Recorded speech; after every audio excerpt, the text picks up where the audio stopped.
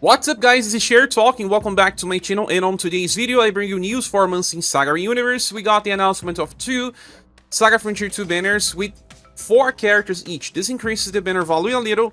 First banner has Gustave as a tank, but also K damage dealer, Cordelia as a support, Johan as a full-time nuker, and Will as a party support for fire squads. Then on Misty banner we have Misty as a debuffer, then Rich as a damage dealer, but also slash and hit damage improver. Then Genie as a support, and Gustaf as a damage dealer farmer, but also party buffer.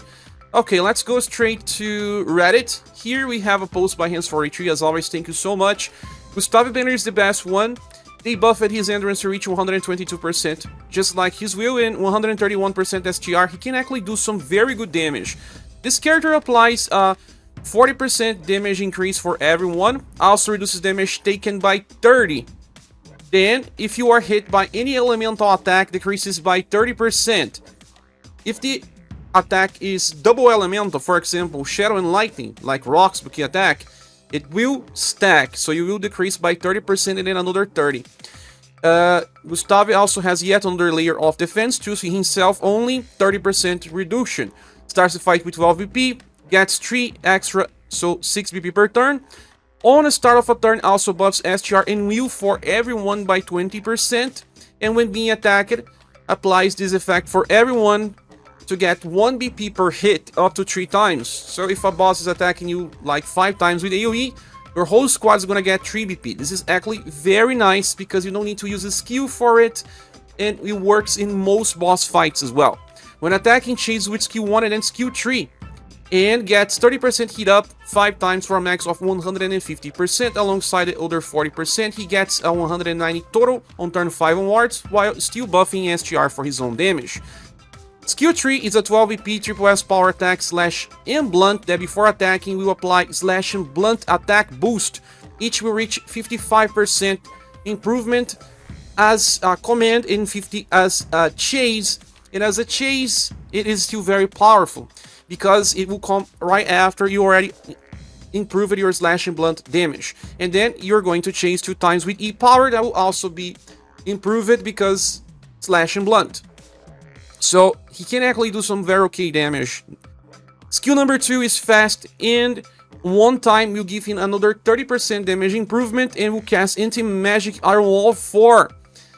And will buff STR and will by 50% to all allies. But just that moment. But the anti-magic Iron Wall 4 passive is insane. It will decrease damage taken by 30% at all times, and will also decrease magical damage by another 50. So many layers of defense. 30 at all times, another 30 for elemental, then another 30 for all times, and a 50 for elemental again. Remember that this is multiplicatively, but it will decrease damage taken by a lot. He also stacks with the elemental shutter formation, and it will reduce damage by a lot if the enemy is using spells. But even without using spells, he's still a very good tank to use, but he does not taunt, so he just works better for when enemies are using AoEs. He is a 5 out of 5 and has a tie with Johan as the best characters for the banner. Cordelia is now buffed as well. She got 102% endurance and will. This helps because those values were kinda low. She has 123% STR and 93% agility. Nothing here stands out.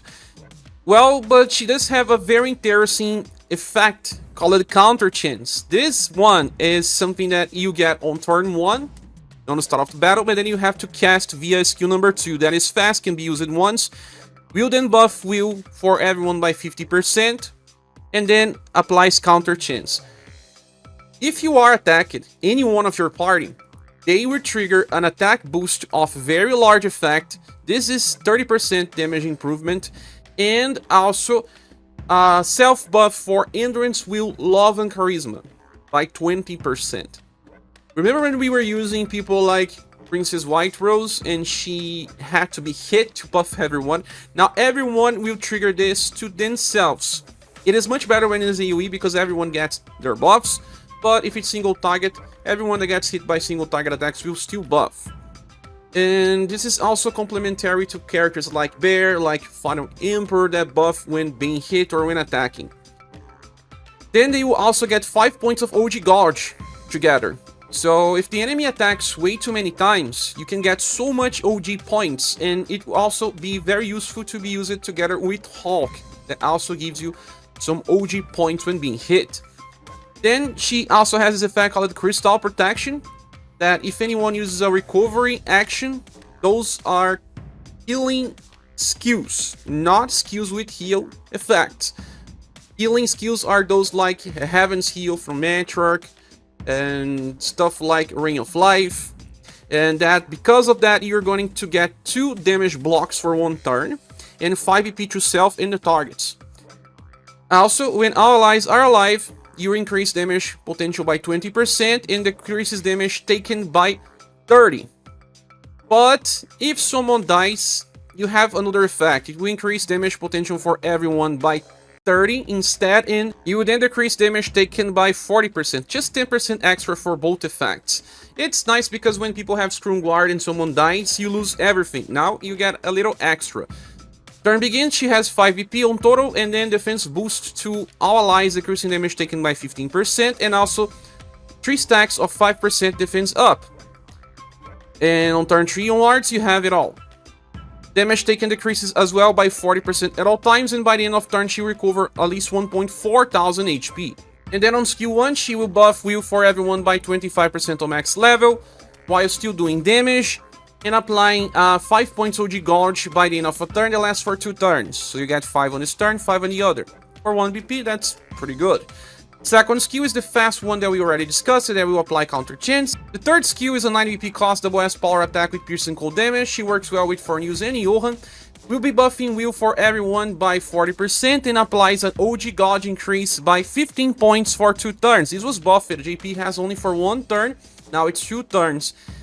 And the good thing about this is that she becomes the best OG generator depending on the fight, because you're gonna get 5 points when you are hit. Sometimes enemies attack you like 6, 7, 8 times, and then she can still give you more via skill. She can effectively allow many characters in the game to enter overdrive every single turn if they have, for example, OG generation by the end of turn with 45, 50 points, and then you can apply this for 2 turns, meaning that essentially you can get up to 30 just by keeping using this skill. Very awesome. And she receives a 4.5 out of 5. Moving, Johan has 135% STR now and 120% agility. Very good because, well, while you are not evading on the current game, he still has very good speed to attack before the enemy. Endurance and Will are 90. Kinda low, but he's not going to get hit in most fights he participates. He has Sword Intrinsic 5, increasing damage potential by 30, reducing damage taken by 40% when resisting, and a 37% chance to evade resisted attacks. You want to equip Johan so that he will always resist damage that goes towards him, because now they gave him Conceal as well. Conceal is a 50% chance to evade if everyone in your party is alive. We'll talk more about that later. He has also 15 damage blocks. That's right, 15 damage blocks. And no turn limit, meaning that when an enemy attacks him, he's going to try to trigger Conceal first. If Conceal doesn't trigger, it will try to trigger this Word Intrinsic. If it doesn't trigger, then you're gonna get a damage block. And then you're gonna have to trigger it 15 times before he starts taking damage. It's insane.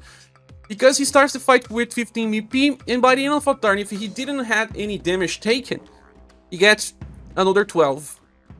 And we always get 3 by the end of a turn, so 15 points of BP every turn he does not take damage. And he will also feel his skill number 3 usage. Other stuff, on turn begins, he will apply a slash defense down to all enemies. And then when he attacks, he's going to get a slash attack boost of 50%. Per hit, lasts for 2 turns and will stack. And then when using skill number 3, he will chase with Shadowless Strike and Dead End. 2 very powerful attacks. And skill 3 is a 15 BP cost because you start with 15 and it's single target, slash and pierce, can be used once but then it will charge.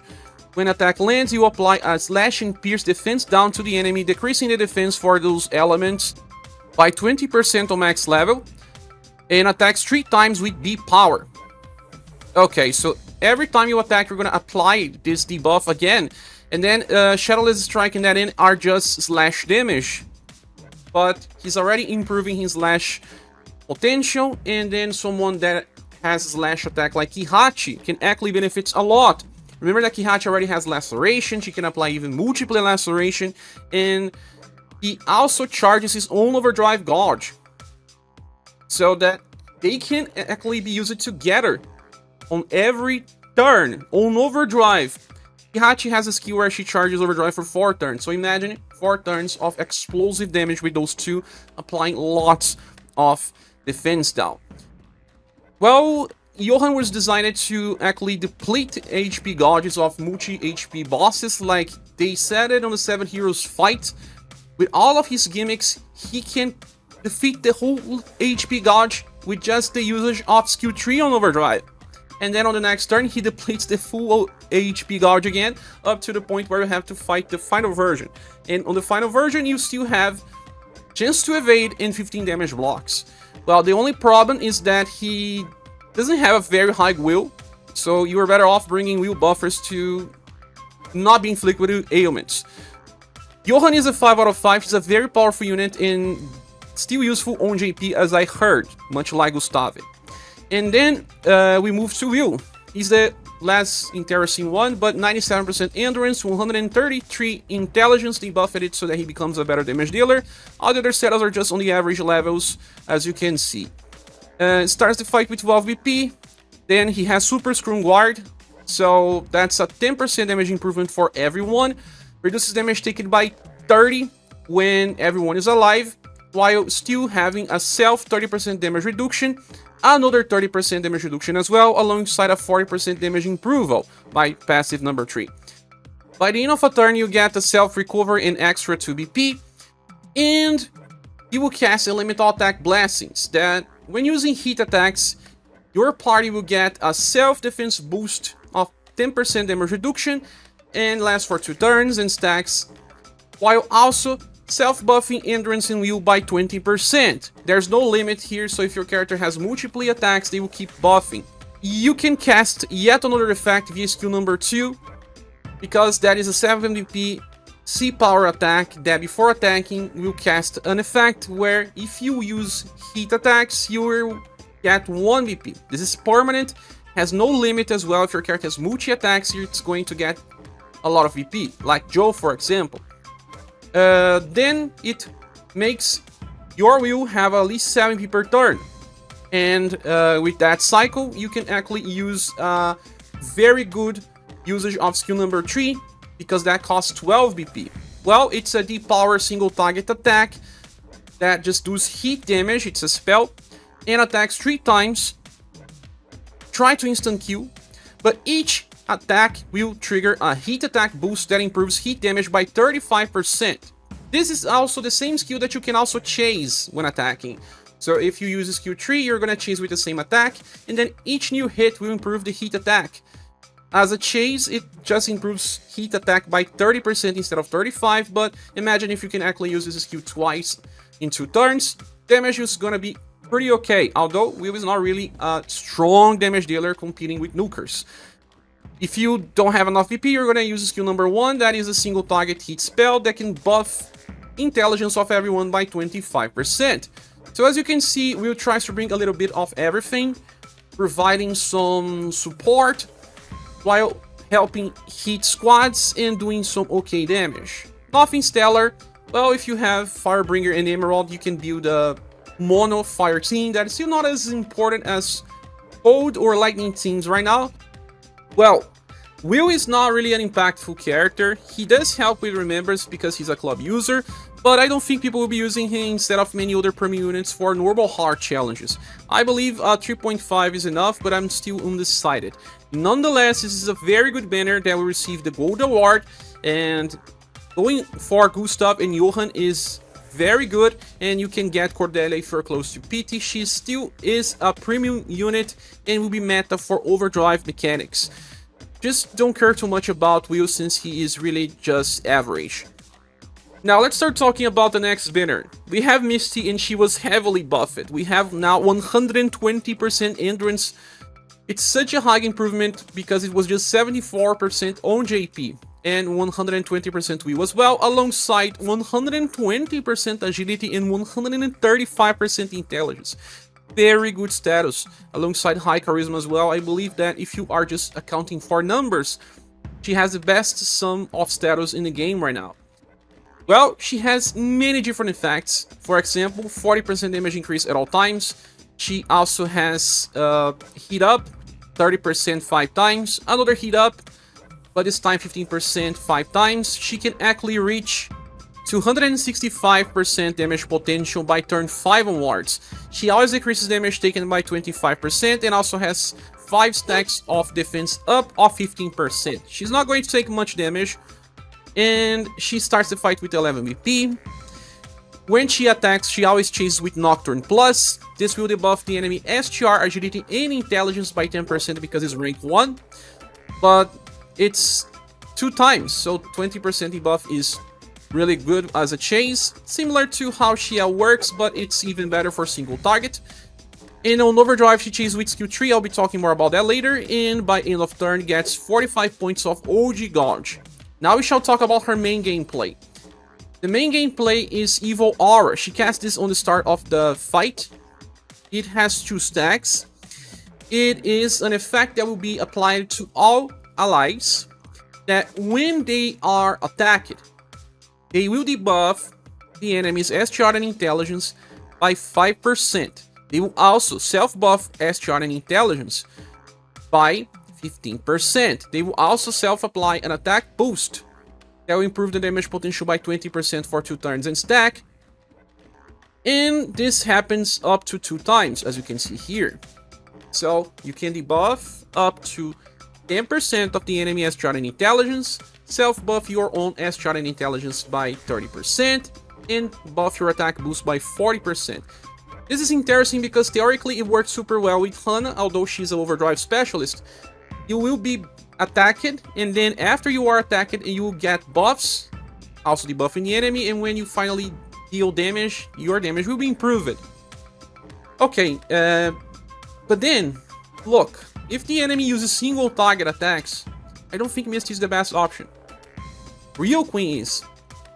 But if the enemy uses multiple AoE attacks, okay, then it means that all of your 5 characters triggered all of these effects. And it will debuff the enemy SGR and Intelligence by 50% total. First hit, 25. Second hit, under 25. Actually, that's not true, because she always casts another Evil Aura on start of turn. So, on the start of battle, you can debuff 50% if your enemy uses an AoE attack, and another 25% if it does attack a second time. And the enemies are attacking so many times these days that this is actually pretty easy to achieve. Okay, besides all of that, on turn begins, she gets 3 BP for a total of 6, will self-buff Intelligence by 25%. Since she's just a 6 BP per turn character, we have some little bit of a problem here, because you actually want to use skill number 3 every single turn, although this is not really a problem. Because, like I said, she chases with skill number 3 on Overdrive, and gets 45 points of Overdrive every turn, meaning that she will always be on Overdrive every 2 turns. Skill 3 will allow you to attack with double S power, fast, and when the attack lands, you can debuff the enemy SGR and Intelligence by 20%, and then you will cast Evil Aura 2 times. Pretty crazy, right? Because that means that you can have 3 stacks again. But let's say you are on Overdrive and use this skill. You will chase with it again. So you're gonna have 5 stacks of Evil Aura. 5 stacks of Evil Aura means you can then debuff the enemy SGR and Intelligence by up to 125%. That on the first hit. And then on the second hit, the enemy will be debuffed by another 125%. This is ridiculous. The enemy will reach 0 damage unless he has some hidden special mechanics like self-buffing for insane values, but I don't believe that will happen. or it checks if it has big debuffs and uses Defy weakness, much like the Megalith Dragon likes to do. Some bosses will have this type of mechanics to stop Misty from working. And there's a problem that the enemy has to attack you, and it's not debuffed yet, and when it finally attacks, you will debuff. Imagine if the enemy has a skill that has a chance to apply ailment, and he uses as a first attack. Like say, on the 7 Heroes fights, Psycho Shot happens. You're going to get paralyzed. That's the problem with Misty. The first attack will be full. The second one will be extremely debuffed, especially if you are using skill tree on overdrive. But now, that's a specific moment where you can have as much as 5 stacks of Evil Aura. If you have 5 stacks of Evil Aura as well, when your character is hit, it will self-buff SGR and Intelligence by 15%. In the case of 5 stacks, they can actually buff 150% in one turn. And the attack boost can reach as much as 200%. That's a lot of things, guys, but you won't be able to get into overdrive every single turn. When you don't, the max you can get is 3 stacks of Evil Aura. But 3 is already good enough and will stop most boss fights unless they have, like I said, Defy weaknesses in between attack or self-buff for ridiculous values. Besides, skill number 2 is a one-time only skill that when attack lands, apply morale down large for 3 turns. This will decrease the damage of the enemy by 35%. But then another attack down 3 times. So you will have 3 times minus 30% attack from the enemy and 1 time minus 35. So that means that you can use it on turn 1 because you already have Evil Aura from passive. And you're barely gonna take any type of damage from the first 3 turns.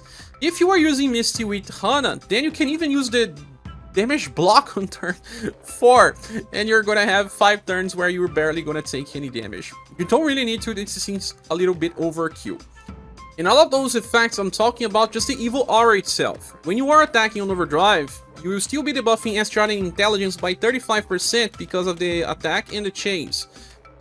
And if you don't have enough BP, you can actually decide to use overdrive with skill number 1. Because in this way, you will still chase and have 3 Evil Auras. And then when you are not on overdrive, you use skill 3 and you still have 3 Evil Auras. Because 3 Evil Auras is still a lot. You can get up to 75% debuffs when you trigger Evil Aura. That is when the enemy uses an AoE on you and everyone triggers 3 Evil Auras. Besides the SGR and Intelligence debuff of 20 or 15%. If the enemy does not have special gimmicks, this is more than enough, having 3 Evil Auras all the time. So you don't even need to rely on other characters to give her BP. She already works well enough, but if you can manage to use 5 Evil Auras, she's gonna rock. Well, it's hard to describe, but Misty is the best debuffer in the game now in most of the fights. She receives easily a 5 out of 5. Moving on, we have Rich, and they buffed his Endurance and Will because they were pretty bad. They are still bad. He's in hybrid unit, so only 121% SGR in Intelligence alongside bad status. Just look at what they did to Misty and you see that, well, he doesn't get the same treatment. He does have a 30% damage reduction for everyone at all times. Then on turn begins, we will have weak point for slash and hit. This is essentially the same as Rock Bouquet skill number 2. It will apply a 10% defense down to the enemy when you attack it with slash or hit. If you have both, it will trigger 10 plus 10. So this triggers every turn. The defense down lasts for 2 turns, so you actually can stack from turn 2 onwards. And slash is easy to find. Hit not as much, but it does combo well with Will of sorts because Will can attack multiple times. Or even Rick itself. I'm gonna explain that. Then he also gives Slash Spirit 2 times in 1 turn. When you attack with Slash, you can self-recover HP by around 400 2 times. And then you also generate 2 BP. So Slash damage dealers can get up to 4 BP when being used together with Rich.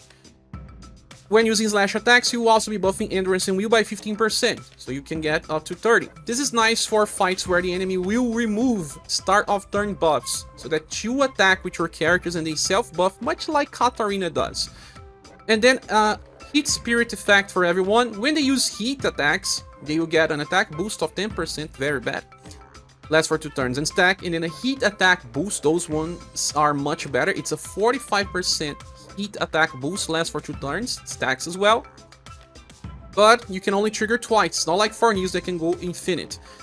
And also an SGR and intelligence buff to self, 15%. If your attack has a chase, for example, you're gonna get at least 30%.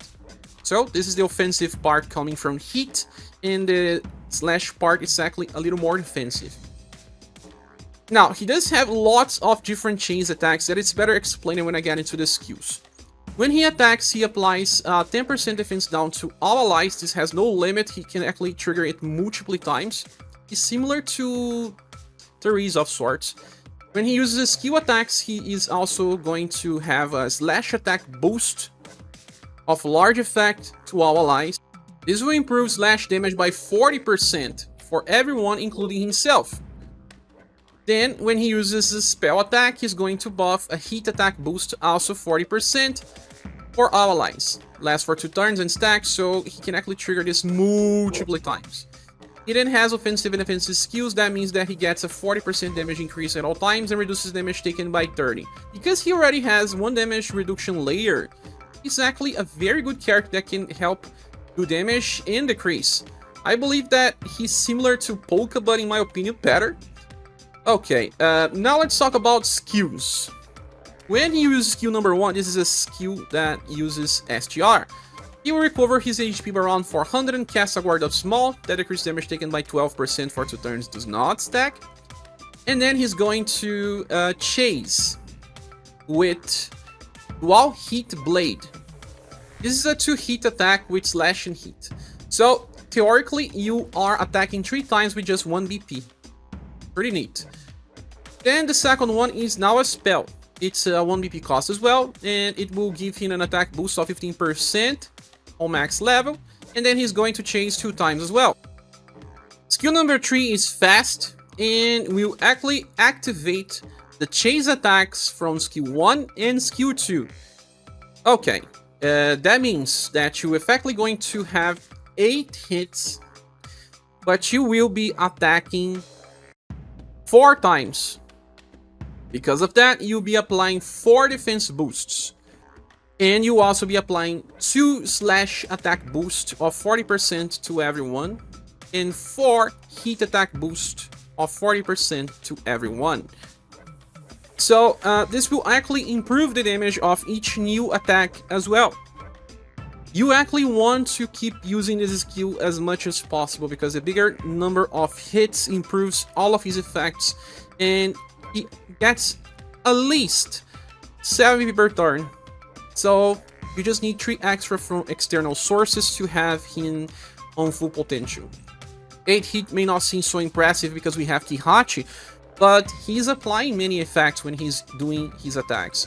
I really feel like he's good enough, and he works super well with both Polka and Firebringer because they have slash and heat attacks, for example. But he's going to work also with Bertrand, also with Jo, especially because she has a full fire setup, and any other fire leaders, to be honest. I am not so sure about his performance now that he has weak points. I believe that he's much better, and at least a 4 out of 5. Moving on, we have Genie, and she has 97% endurance and will on 111 SGR and 91% agility. Really bad. Her intelligence is bad. It means that her inheritances are not going to work so well. She has Latent Bloom R Wall. That gives 5 stacks of defense up, decreasing damage taken by 20% for the whole fight. She also has Super Scream Guard that decreases damage taken at all times by 30. Gives 10% damage increase for everyone, and if everyone is alive, decreases damage taken for everyone by 30%. She also gives a blunt damage increase of 50% for everyone on start of the fight, has 5 BP per turn. She also applies this passive called Miner's Encouragement that can trigger only once per turn. And if your characters use blunt attacks, they will self-recover HP by around 400. We will also get 1 extra BP and apply a defense boost that decreases damage taken by 10% for all allies. So if you have a full party that uses blunt attacks, you're gonna get 5 defense boosts of 10%, but they only last for 1 turn though. Now, on recovery actions, she applies defense boosts of large effect via passive just 25%, lasts for 2 turns, can stack, and also applies a new damage for indirect attacks for 1 turn to the target. And multiply of 5 turns, she recovers the usage of skill number 2 by 2. This is different in global, it does not use LP like in JP, it's a single target earth spell that recovers, revives, can use it 5 times at first, and clears ailments as well, and adds a turn end recovery of around 400 HP for 5 turns on the target. Theoretically, you could just use this spell to trigger the defense boost, but then you are not attacking with blunt attacks as well. I don't know if this is really a good idea, but in Remembrance fight you can use it, but just remember it's single target, it's pretty strange. Then skill number 1 is free and it applies Guard Up Small, that decreases damage taken by 12% just for 1 turn, but it's free.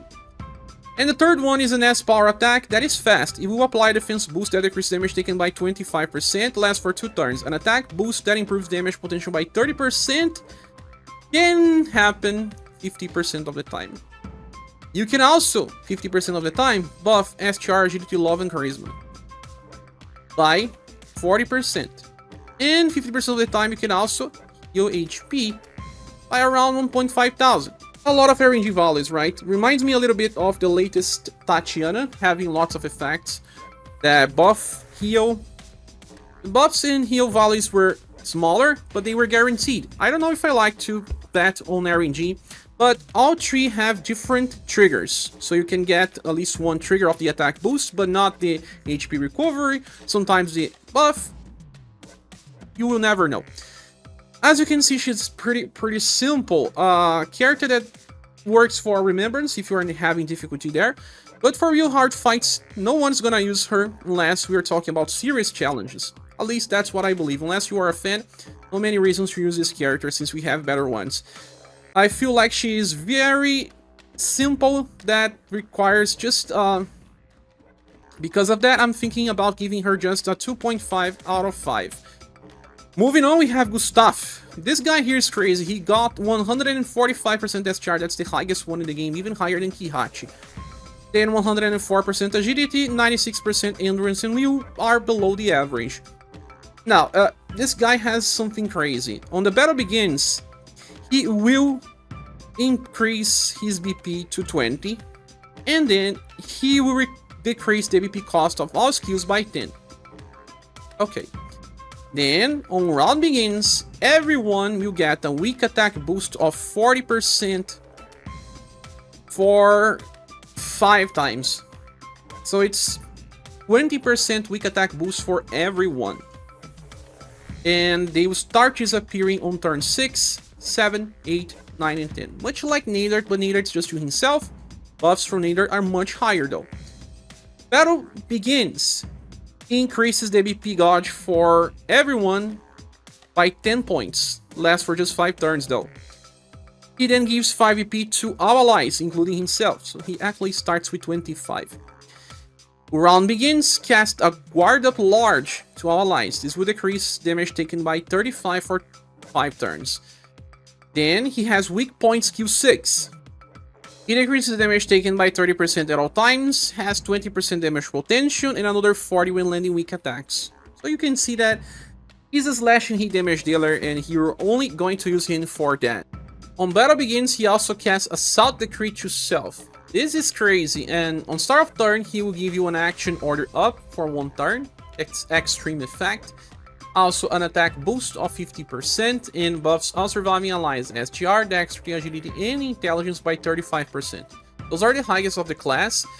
It was actually made for Wells of Challenge. Gustaf may not even be that strong sometimes, but he can still provide a lot of damage increase if you are using characters that are attacking the weak point of the enemy. So he does have strong attacks himself, but the enemy has to be weak to either slash or heat. a row, a column, and a single target attack with 4S power. Single target attack is a little stronger. I would much prefer him to have an AoE version than to have a single target, since most of the time the single target attacks are getting very close damage to column and row. So on Wells of Challenge he can keep using his skill a lot and will give you a high score. In rush battles, if you want to beat a fight in a lower number of turns, like let's say 6 turns or 5 turns, he can actually help you improve the damage and maybe do it in a shorter amount of time. Still, he's a very strange character that will not benefit most people, and I think he deserves only a 3.5 out of 5. This banner is less interesting. It will receive a Silver Plus award, but Misty is crazy. Really crazy. I want to get her. I don't know if I would try to do some singles, and even Rich can be used pretty well, although he's not required for anything. That means that Misty banner has lower value than Gustave's, that has 2 meta units in Cordelia that is close to it. So if you love the characters, I would suggest pull for Gustave. If you want to wait for next week banner, it is probably some banner that we will not have the same value. So I will say that if you are a fan, it's safe to pull. Anyway, I'll be pulling on Gustave banner first and see what I get and decide later. With all that said, this is just my opinion.